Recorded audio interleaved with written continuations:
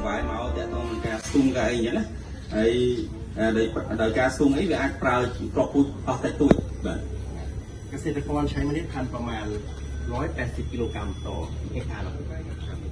អញ្ចឹងកសិករប្រើគ្រាប់ពូជគឺ180 គីឡូក្រាមក្នុងហិកតាលើផ្ទៃដី1ហិកតាแล้วข้าวเวลาหว่านครับมันไม่เป็นตับเป็นแล้วអញ្ចឹងគឺនៅពេលដែលស្រូវនៅពេលដែលព្រុសទៅវាអត់ជាជួអីមើលទៅស្អាតច្បាស់លាស់មិនថាអត់ជាជួមានរបៀបរៀបបทำให้เกิดโรคระบาดง่ายขึ้นแล้วก็ผลผลิตได้ต่ำអញ្ចឹងធ្វើឲ្យនៅក្នុងស្រែរបស់យើងគឺងាយកើតជំងឺហើយមានទិន្នផលទាបបាទกูต้าจึงส่งเสริมให้เกษตรกรทำวิธีการหยอดหรือวิธีการปักดำที่ใช้เมล็ดพันธุ์เพียงแค่គឺប្រសិនបើគាត់មានដីត្រឹមតែ10 ไรគេគាត់អាចបដោះខ្លួនឯងបានបាទអញ្ចឹងត្រូវប្រើប្រហែលជាគេថា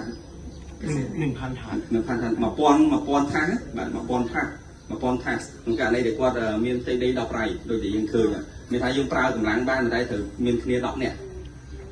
អានោះទី1នោះយើងសង្កេតមើលថានោះ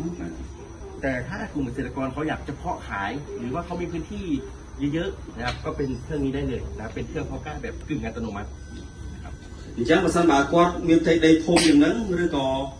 គាត់មានគោលបំណងបដោះសំណាបលោកតែម្ដងអាចស្រឡឹងមើលគ្រឿងចាក់មួយនេះបាទអានោះគឺគ្រឿងอัตโนมัติមានន័យថាពាក់កណ្ដាលស្វ័យប្រវត្តិเหมาะกับธุรกิจเนาะทำเป็นธุรกิจ1 ชั่วโมง 800 ถาดใช้แรงงานคนประมาณ3 คนអញ្ចឹងអានេះគឺប្រើកម្លាំងមនុស្សតែ3 នាក់ទេហើយក្នុង1 ម៉ោងបាន800 ថាសបដោះការที่เพาะจะเป็นลักษณะแบบนี้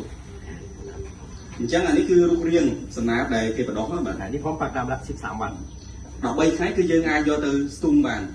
วัสดุที่ใช้เพาะเป็นขี้เถ้าแกบเป็นแกบดำអញ្ចឹងគឺ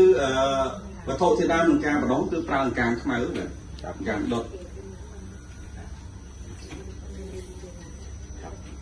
ปัจจุบันเนี่ยเกษตรกรไทยใช้อยู่300 แผ่นต่อเฮกตาร์អញ្ចឹងបច្ចុប្បន្នកសិករគឺប្រើអានេះគឺ300 ថាសនៅក្នុងផ្ទៃដី1ហិកតាមានថាបដោះ300 ថាសจะใช้เมล็ดพันธุ์ที่เพาะประมาณ160 ถึง 180 กรัมต่อถังអញ្ចឹងក្នុងមួយถังនេះគឺប្រើ160 ទៅ 180 ក្រាមក្នុងមួយถังនេះปัญหาที่เกษตรกรเจอคือเพาะกล้าบางเวลายกมาค่าฉีกขาดแล้วก็ใช้50 แผ่นเนี่ยมันเสียเวลาในการขนย้ายเข้าไปអញ្ចឹងគឺមានន័យថាកសិករដែលជួបបញ្ហាគឺគាត់បដោះគ្រាប់តិចមានន័យថាធ្វើឲ្យសនាបដោះមកស្ដើងទៅពេលដកចេញមកវាដាច់វាលហែកមែនទេហើយនៅពេលដែលយើងបដោះគ្រាប់ស្ដើងគ្រាប់តិចអញ្ចឹងគឺត្រូវប្រើខាងនេះច្រើនដែរសម្រាប់ផ្ទៃដីមួយតាបាទបញ្ហាเมื่อเราเพาะถี่เมื่อเราเพาะห่างปุ๊บการปักดำด้วยรถดำนาครับมันอาจจะลงบ้างไม่ลงบ้างต้องเสียแรงงานคนเข้าไปซ่อมให้มันเต็มแปลงអញ្ចឹងនៅពេលដែលយើងព្រោះស្ដើងពេកអញ្ចឹងធ្វើឲ្យអានេះវាអង្វើឡើងមែនទេអញ្ចឹងគឺនៅពេលដែលយើងប្រើប្រាស់គេហៅថាគ្រឿងយន្តដើម្បីចូលទៅស្ទូងអញ្ចឹងវាធ្វើឲ្យអាខ្លះក៏មានដើមអាខ្លះដាក់ទៅមានដើមត្រូវការកម្លាំងមនុស្សដើម្បីយកទៅជួសបន្ថែមអានឹងក៏បានครูพุต้าจึงส่งเสริมให้เขาปรับเปลี่ยนใหม่นะครับให้เพาะอยู่ที่250 กรัมถึง350 กรัมต่อ1 ถาดนะครับเมล็ดพันธุ์ហើយនេះហើយទើបខាងគូបតាគេសម្រាប់ណែនាំកសិករផ្លាស់ប្ដូរបែបបននឹងចេញគឺ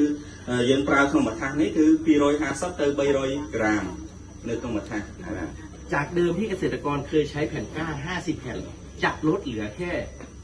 จากเดิมที่เขาใช้แผ่นก้า300 แผ่นต่อเฮกตาร์ลดลงมาเหลือแค่150 แผ่นต่อเฮกตาร์អញ្ចឹងពីដើមឡើយគឺប្រើតន័យចាស់គឺក្នុង1ហិកតាគឺប្រើអស់300 ថាសប៉ុន្តែនៅពេលដែលយើង